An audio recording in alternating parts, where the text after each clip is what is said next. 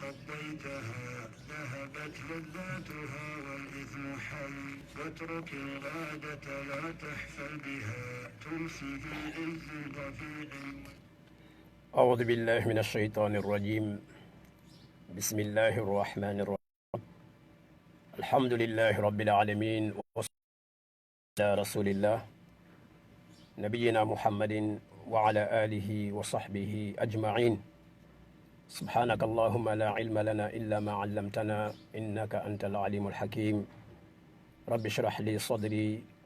ويسر لي أمري واحلل عقدة من لساني يفقهوا قولي. السلام عليكم ورحمة الله وبركاته.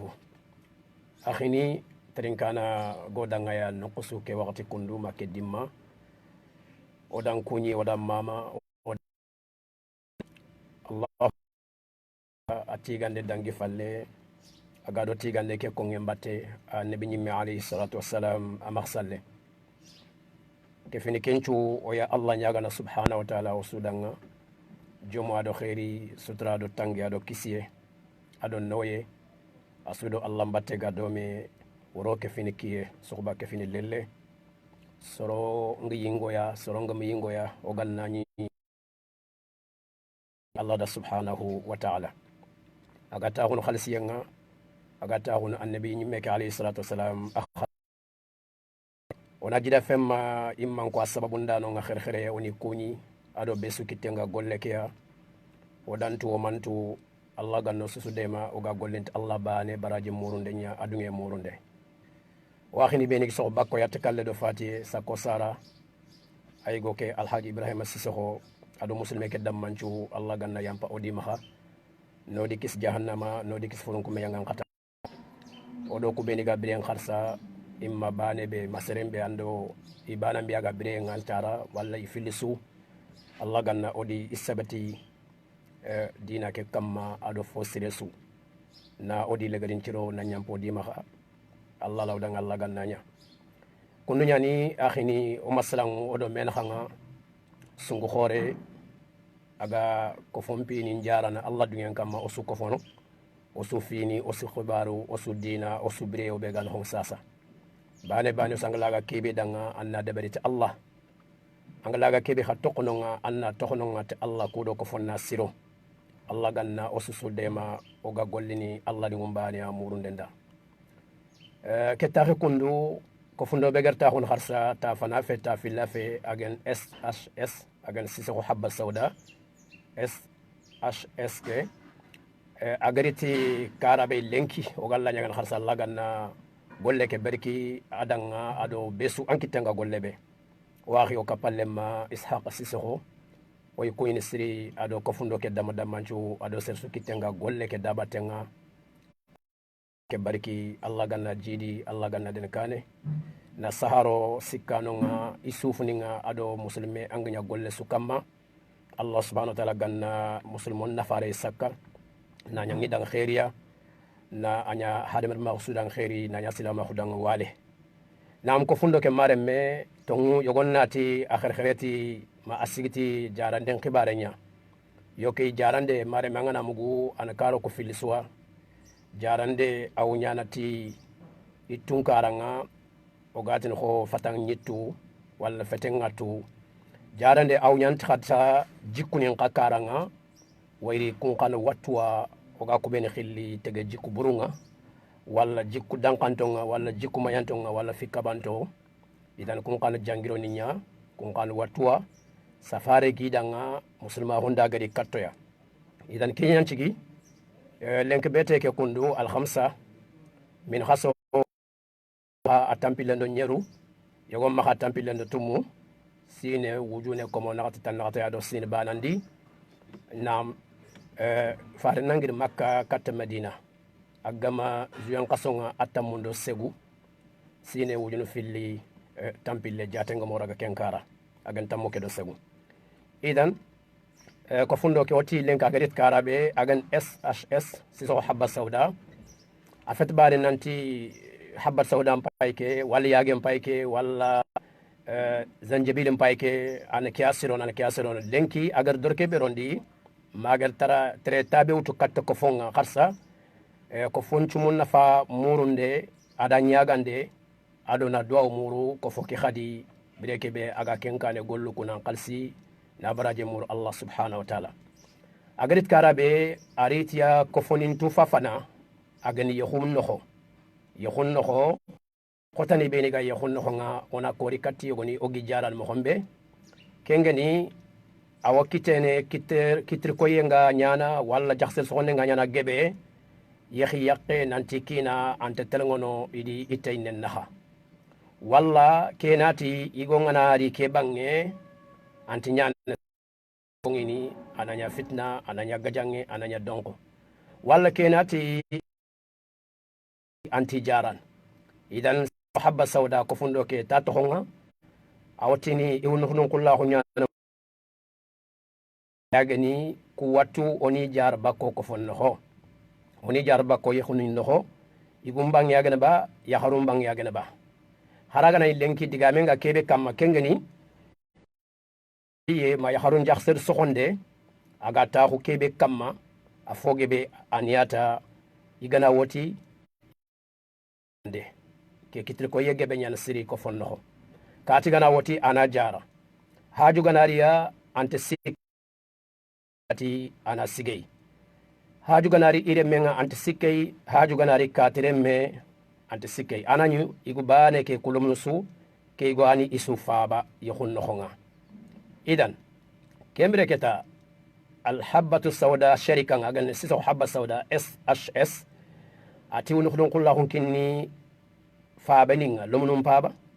iwonu kullahu kinni sahininga lumumma iwno kullahu kinni kinaninga walla yaqunga kharsa usunan kan Allah subhanahu wa ta'ala ukufuni kunoho woniku ko foki ona ta hadenya Allah kanne ona ta tabaraka wa ta'ala idan kembre keta masala nyana man kamma ki manan ho agen o gatin kebe datel ngoy balahu mileye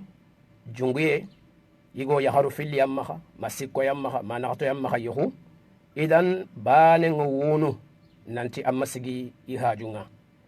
walla filloy wunu nanta ammasigi kungajunga walla sikko suy wunu nanta ammasigi hajunga ancigi serbane kolotki hajunga agani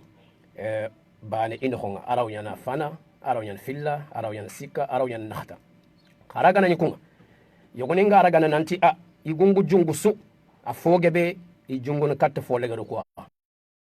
fillo gume nyagani afogan indragana nantaga jungu su ajungu kat fillandiya garani siku gume nyagani sarembe siku agama ha igata jungu su afogebe indragana ajungu katti ganani nakatandi kemmo khbane afogebe tina ajume walla jungu katti fo nakatakiya wayri haram rumunjati lagande afogebe kenniya fo legere khari hutko annamul lummum po legerenga ya khare lummum po legerenga alegrenga anayamul siri nankoto soma nankoto sammanga nankoto idan wala nankoto siranga ado fendanga ado tako kundimeni yo kesu gananya fube gado mantorant kenga idan ke kuno nanti gongo jungu su fillo aga maha siko aga maha nakato aga maha ni ajungu kat fo legere kia araw nyana yogona ta katkende ke wan maka khafana ke kutuku sunu tu fana ke ya bi mana aga mile kat fana ke mo hombe yo kita onati mile kat fana ngo ananya kat filanya ba ananya kat sikanya ba ananya kat naktanya ba mare me mile enken koni musulma honda khata junguye ado telngo imbalahu musulma honda gaja bakka ko fonno idan aha ko fonim tu fa fana manne yahun ko fo telngo yen man telngo yen ya agani nancigan qare fini filinaha hoga ko mo gombe anta gubene katte karasu ho wangane interesa sanga tere nan qare anta gubene karaga sakka karaga anta gubene kattan karatenga fini filli anna sigi inaha ay ko ando bane sunaha nga nat masalan 50 metre 50 metre a nyan khadi aga danga khane idan ita amma danga al wasatiyya ho gatini nakhand gankahu wallo gatini at tawassut idan nakhand imma itannanya ho fube ogana khenche aga gemme masalan keme metriya sasa ogana fay angana khanenya la tankarge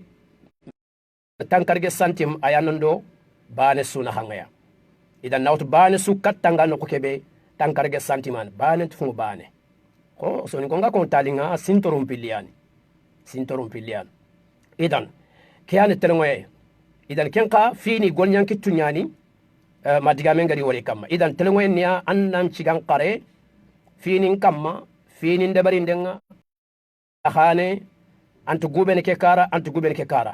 antu jitanin kara kamma ko ganni yogoni na siggallo feren kamma botoni ko fili misal daga di tigam boto yagane ba anani isunyo ko 40 bane jitana 40 bane pezene isunyo ko idan inat kendanga funu kiru nyani walla isunyo ko idan igo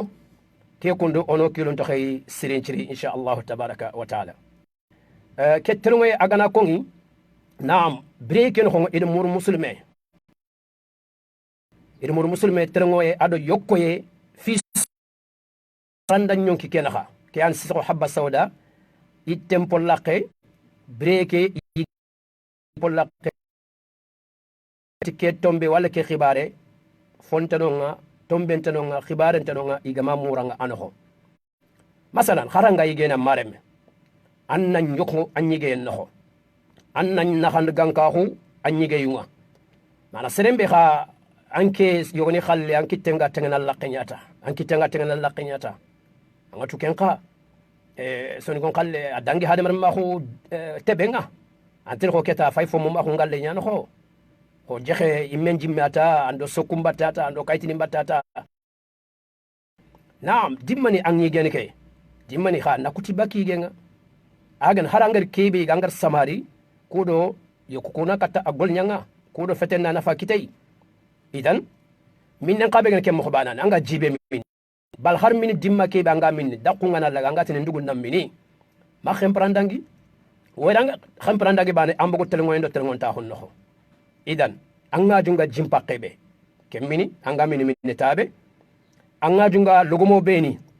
anyige ken ho kemutu e kemu hani anga junga ige tampa kebe anko tanno hanki yenno ken debari misada ngata salanga wasenati ige wakati khoro kuwa ko gatin sugbampo ma hat ado nya xame yogoni ye mesaha filwani ma khaya agan ko imma yarxate ado nya xame wala sugbampo ado yarxate yogoni ko filwani ma khay yogoni khaya khadi siko kuma manchuani ma khay yogo yanga nat kendanga maka nya xama he son gon kala nga mamulondi ay khangara duna gillen khibara nya ko ada na maka nya xam anganti nya xama maka nya xama kan nya xama na no misale nya ni ray ko ngandanga yonkin cha nkara nga ya selanga de gande kebe ga yar hatenga masalan sakangi ge dimma kebe ado nya xama dimma nga bara gon tina xa andulun tefe am pakanyani kinga gati haranga na jila manu minta jimulu wal hara jinte ho gatin lipton ke wal har worge angana kemin bane sa anyame wuro ankan kenya wuro tampiyentay wuro khayna anna yogoni mugo dulle wuro dulle ngana ngondo wuro amanya dulle nan choxa amanya ya khi dimma khadan dohon ando no fakkan nan choxa amanya ngade sakki gandu yogoni igande be tenya gaye igande be kolestra gaye tebe kolestra gaye wayri ken ka khada ngana wutu droxoto an nakhar fote joga kamma idan sahankara nyan ke suy kharsa kha yogoni khallenga fo gebe nyiga tenyigande nyan khadi wal kharagam nya tenyigande furasen na fogu batbane ke khadi anna jofe sokh baranga amma daga yonke fonne ko ngana ngel ko nanti taghadda tamasha la taghadda tamadda wa ta'asha wa tamasha ati yarkhata annan qodon putu awre nangana yige kiye makati anga telle tere ay atan waydan pay ki nga katinya yoku ku gonya nga siri i wundun to nyani i hejen to nyani idan ngana yar khata atan nan kodon putu atu wata asha wata madda yo ati angana nya xam kenga ma daga soxude batbane kede ay sakangari igando nonu be no ko kori katangari ko nyogone ayga atangana nyama anna daga antani mbago may fonne anna daga antani mbago may fonne kella wunyana imma haranka ke min hon anga daga na lini nangir wuro dunga nancaga tas sikandi tas filandi tas fanani manga telangari nanga telangari ke ngany anjebari nin fonne ay nyonkon fonne aw yoko ku demana iga igande ke golnyang walla annabugo imma anna daga antani mbago may fonne mbeddanga nanno ko tara annari har gana nya katta 10 minutes meya wala 20 minutes me andagen ke allinte ke kenchuno fois aga sirono Allah dungen kamma ko docteur nga ko ngona terenga fatam bakke nyani ma sport nyani aw fo sirono siri kharanga mo bogo dimmado dimma fer kenyata angari gando kibi ga anna yokutu to ko ngar sebati min foni gani nanti ila wande mana yokeke walli gande ke sayinde nga fene kudo angana so ko keno kenya fanga yogoni ngalla angana gir fejiri sasa anani angari gande be ga khogille la hasara nyimbe da hangen gata nyigene nya xame nga khadi angana giro to ngama mulo nantin marom pay encore nya walla nantin ke futogen ba fotana ngela ba idan telengoye ido mur musulme bal ir mur hadabre sudde berni anna nyokko an honga anna ma khempran dangi anna ma kontinde be khadi agaron to nyangen no honya ko aganda nyunkin naha ko agando ankago men naha angani igo ke logo yegana dangi ke mo han hadi telmo yedi muru ko ga tayir noqsu ando anyi mana khanya gana ba ando harbaru beni khaga ko fon naho ko yigo di yakul naha yigo andallo mun naha ir telmo e mura ke telmo e adingra ni nyogoni mo gari ko anda iya fay ko kori katia khere imma igo nyana nga yakharu fili amma yakhunga sikko nagato idan irtelu nge muranga wayranga metelngo su kengati ampaga jangiro anokhonga angotia kengate araw ko foke detruini ala ko foke karna ko foke be gandan kagu me kenaha ma anga mile kat kiterembe ikunyi mo fili naha araw yina khambononin bane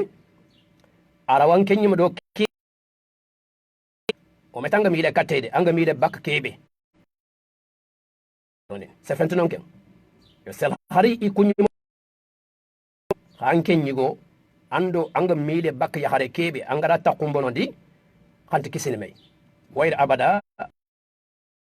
abada jaxser agam daga ma bang lenki anara gam pa bang khumbene anara gi ma bang khumbene fal anara gi ifa bak idan abada jaxser so ndeyan abada qabe geni na